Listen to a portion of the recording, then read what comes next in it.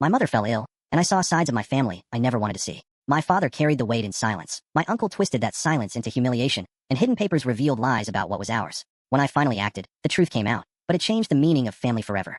I don't usually tell this story. It's messy and ugly and full of decisions I'm not proud of. But a lot happened in the last year, and every time I try to explain it out loud, it comes out like one long, bitter confession. So here it is. My family is American by birth, but we carry the kind of household values my parents brought with them. Sacrifice, dignity, a stubborn refusal to ask for help. My dad is the sort of man who will sleep on an empty stomach if it means my mom gets her medicine. He worked 2 jobs for years, fixed things himself rather than pay someone, and kept his pride like a second skin. He's the reason I could go to college. The reason I kept believing small things could still mean a lot. When I started doing well, really well, I never shouted it from the roof. I told myself I would be different. I'd help quietly, preserve his dignity. So I hid the truth. He knew I was okay. He didn't know the scale of it. I thought that was the right thing to do. Then my mom got sick. Real sick.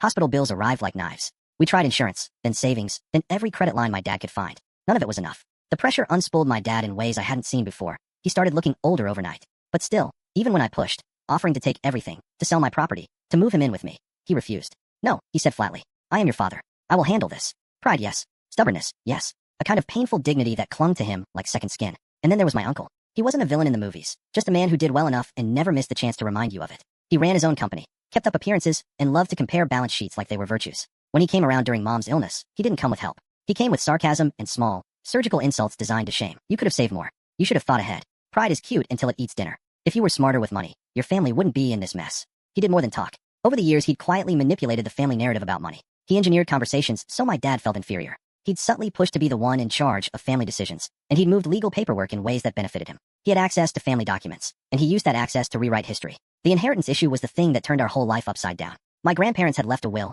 an actual, clean document that put things in order. But my uncle had ways. He forged a version of the will, one that favored him heavily, and he made sure that version was the one anyone saw. The original will? Hidden. Locked among documents he controlled. My dad discovered pieces of this manipulation later, the small inconsistencies that didn't add up, signatures that looked slightly off, a notarization stamp he'd never seen before. He confronted my uncle. My uncle smiled, deflected, and made my father look like a paranoid man grasping at straws. Dad didn't have the money to litigate then. Pride again. He didn't want to drag family into court, didn't want the shame. But when our situation worsened, when mom's treatments were being delayed because of money and the mortgage was at risk, something in him snapped. He filed a formal complaint and petitioned the court. It was terrifying and humiliating for him, and he hated every second of it.